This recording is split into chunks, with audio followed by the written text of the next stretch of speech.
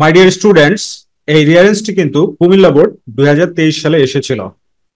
তো তোমরা জানো একটি রিয়ারেন্স করতে হলে তোমাদেরকে যেটা করতে হবে সেটা হচ্ছে সর্বপ্রথম ফ্রেজ ওয়াইজ ট্রান্সলেশন করে গল্পটাকে পড়ে নিতে হবে। তো চলো আমরা ফ্রেজ ওয়াইজ ট্রান্সলেশন করে গল্পটাকে পড়ে নিই।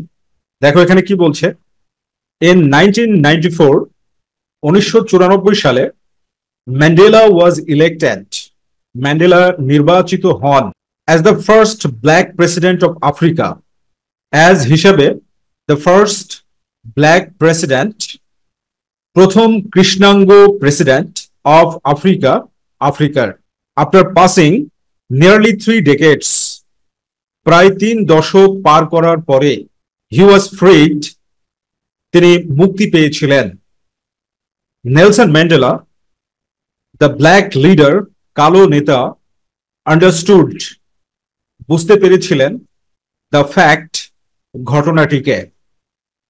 ফাইনালি, অবশেষে, হি লেফট, তিনি ত্যাগ করেন, হিজ পাবলিক লাইফ, তার জনজীবন, ইন 2004, 2004 সালে, অ্যান্ড এবং ওয়ার্ল্ডলি লাইফ, পার্থিব জীবন, ইন 2013, 2013 সালে। হোয়াইট ডিটারমিনেশন, শ্বেতাঙ্গ সংকল্প, ইন আফ্রিকা, আফ্রিকাতে, ওয়াজ ছিল, এ ভেরি ইনহিউম্যান প্র্যাকটিস, খুবই অমানবিক অনুশীলন।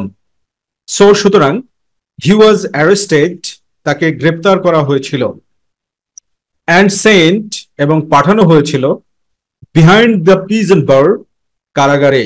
হি রেজড হিজ ভয়েস, তিনি আওয়াজ তুলেছিলেন বা তিনি সোচ্চার হয়েছিলেন, এগেনস্ট দ্য ক্রুয়েলটিস, নিষ্ঠুরতার বিরুদ্ধে, অব অ্যাপার্থিয়েট, বর্ণবাদের।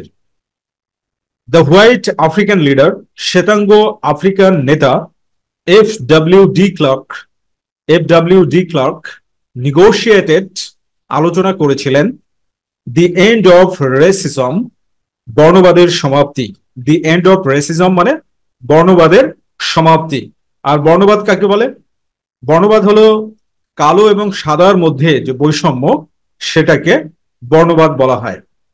তো মাই ডিয়ার স্টুডেন্টস, তোমরা যদি এইভাবে ফ্রেজ ওয়াইজ ট্রান্সলেশন করে প্র্যাকটিস করতে থাকো, তাহলে যেটা হবে সেটা হচ্ছে তুমি অটোমেটিক্যালি ইংলিশ শিখে যাবে।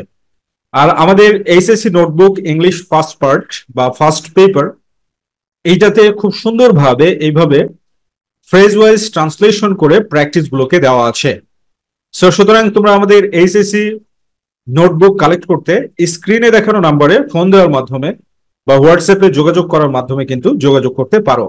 তো চলো এবার আমরা রিয়ারেন্সটাকে সুন্দরভাবে সলভ করব, অর্থাৎ সিকোয়েন্স অনুযায়ী গল্পটাকে সাজাবো।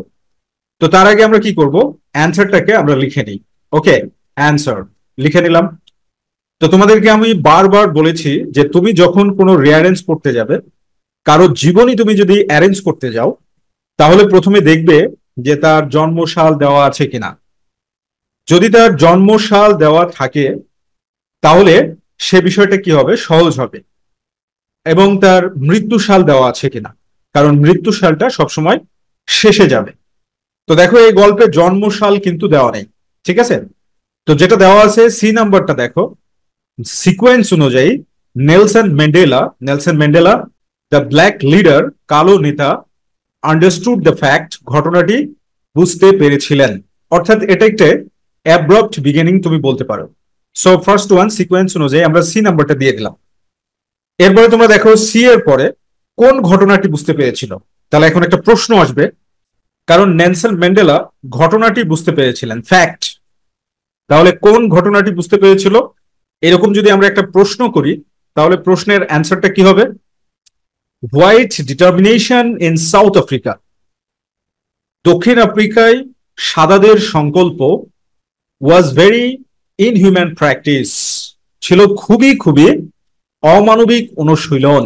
এই ঘটনাটি তিনি বুঝতে পেরেছিলেন। সো আমরা সিকোয়েন্স অনুযায়ী এই নাম্বারটা দিয়ে দিলাম। দেখো তোমরা অনেকে মনে করতে পারো যে রিয়ারেন্স এটা কোনো বিষয় না, পারবো। No, it's not like that. প্রত্যেকটা টপিকের উপরেই তোমাকে সাফিসিয়েন্ট, পর্যাপ্ত পরিমাণে কিন্তু চর্চা করতে হবে।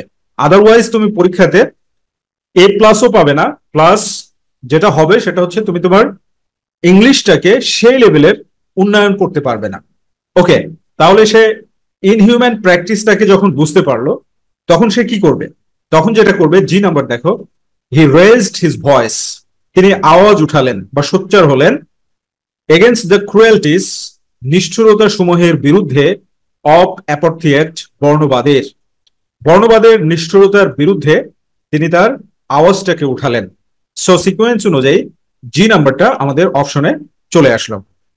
এরপরে আওয়াজ উঠানোর পরে তাহলে কি হবে? সে যদি আওয়াজ উঠায় তাহলে তাকে কি কি করা হবে? গভর্নমেন্টের এগেনস্টে যদি আওয়াজ উঠায় তাহলে তাকে অ্যারেস্ট করা হবে। এফ নাম্বারটা দেখো। সো সুতরাং হি ওয়াজ অ্যারেস্টেড, তাকে গ্রেপ্তার করা হয়েছিল, অ্যান্ড সেন্ট, এবং পাঠানো হয়েছিল, বিহাইন্ড দ্য প্রিজন বার, কারাগারে পাঠানো হয়েছিল। সো সিকোয়েন্স অনুযায়ী এফ নাম্বারটা কিন্তু হয়ে গেল। ওকে, এরপরে দেখো, তারপরে তাকে যখন কারাগারে পাঠানো হবে তখন বিষয়টা কি হবে? এফ নাম্বারটা আমরা দিয়ে দিলাম যে তাকে যে কারাগারে পাঠানো হলো, কারাগারে তো তাহলে কতদিন ছিল সে, সেই বিষয়টা আসবে। তো এবার তোমরা বি নাম্বারটা দেখো। বি নাম্বারটা কি বলছে? আফটার পাসিং নিয়ারলি 3 decades, প্রায় 30 বছর। 3 decades মানে 3 দশক। আর তোমরা জানো 1 দশক মানে হচ্ছে 10 বছর, মানে প্রায় 30 বছর সে কারাগার ভোগ করার পরে হি ওয়াজ ফ্রিড, সে মুক্তি পেয়েছিল। সো বি নাম্বার সিকোয়েন্স অনুযায়ী বি নাম্বারটা কিন্তু চলে আসলো। ওকে, ফাইন। এরপরে দেখো, কারাগার থেকে মুক্তি পেয়ে তারপরে কি হলো? কারাগার থেকে মুক্তি পাওয়ার পরে যে বিষয়টা হলো কি হলো, দ্য এইচ নাম্বারটা দেখো, দ্য হোয়াইট আফ্রিকান লিডার, শ্বেতাঙ্গ আফ্রিকান নেতা, FW ডি ক্লার্ক নেগোশিয়েটেড, আলোচনা করেছিলেন। কি আলোচনা করেছিলেন? দি এন্ড অফ রেসিজম, বর্ণবাদের সমাপ্তির আলোচনা করেছিলেন। সো এইচ নাম্বারটা হচ্ছে সিকোয়েন্স অনুযায়ী দেওয়া হলো। তাহলে বর্ণবাদের যখন সমাপ্তি হবে তখন কি হলো? তখন নেলসন ম্যান্ডেলার জীবনে একটা অ্যাচিভমেন্ট আসলো। তখন অ্যাচিভমেন্টটা কি হলো? ইন 1994, 1994 সালে, ম্যান্ডেলা ওয়াজ ইলেক্টেড, ম্যান্ডেলা নির্বাচিত হয়েছিল, as the first black president, as হিসাবে, দ্য ফার্স্ট, প্রথম, ব্ল্যাক প্রেসিডেন্ট, কৃষ্ণাঙ্গ প্রেসিডেন্ট, অফ আফ্রিকা, আফ্রিকার, আফ্রিকার প্রথম কৃষ্ণাঙ্গ প্রেসিডেন্ট হয়েছিলেন নেলসন ম্যান্ডেলা 1994 সালে। সো এই number is the right sequence. এরপরে দেখো, সিকোয়েন্স সব হয়ে গেলে একটা যদি বাকি থাকে তাহলে সেক্ষেত্রে তোমরা কি পাবে? সেটা বোনাস হিসাবে পাবে। তাহলে শুধু ডি নাম্বারটা বাকি থাকলো। তো ডি নাম্বারে কি বলা হচ্ছে? ফাইনালি, অবশেষে, he left his public life, সে তার জনজীবন, মানে পাবলিক লাইফ বলতে তুমি বলতে পারো রাজনৈতিক জীবনটাও বলতে পারো, সে তার রাজনৈতিক জীবন এটা কি করলো? হি লেফট, ছেড়ে দিল, ইন 2004, 2004 সালে, অ্যান্ড এবং ওয়ার্ল্ডলি লাইফ ইন 2013, পার্থিব জীবন 2013 সালে। পার্থিব জীবন মানে সে 2013 সালে মরে গিয়েছিল। নেলসন ম্যান্ডেলা 2013 সালে কি হয়েছিল? সে মারা গিয়েছিল। সো ডি নাম্বারটা হচ্ছে ফাইনালি আমরা সিকোয়েন্স অনুযায়ী দিয়ে দিলাম। এইভাবে প্র্যাকটিস না করলে তুমি কখনোই তোমার কাঙ্ক্ষিত ইংলিশ ফ্লুয়েন্সি গেইন করতে পারবে না। আর এই বিষয়টাকে লক্ষ্য রেখেই আমরা আমাদের HSC notebook English first part এবং সেকেন্ড পার্টকে এত চমৎকার ভাবে ফ্রেজ ওয়াইজ ট্রান্সলেশন করে অ্যারেঞ্জ করেছি, তোমাদের জন্য সাজিয়েছি, যে তোমরা মজা করে শিখতে পারবে। ঠিক আছে? Thank you very much. Be happy and successful.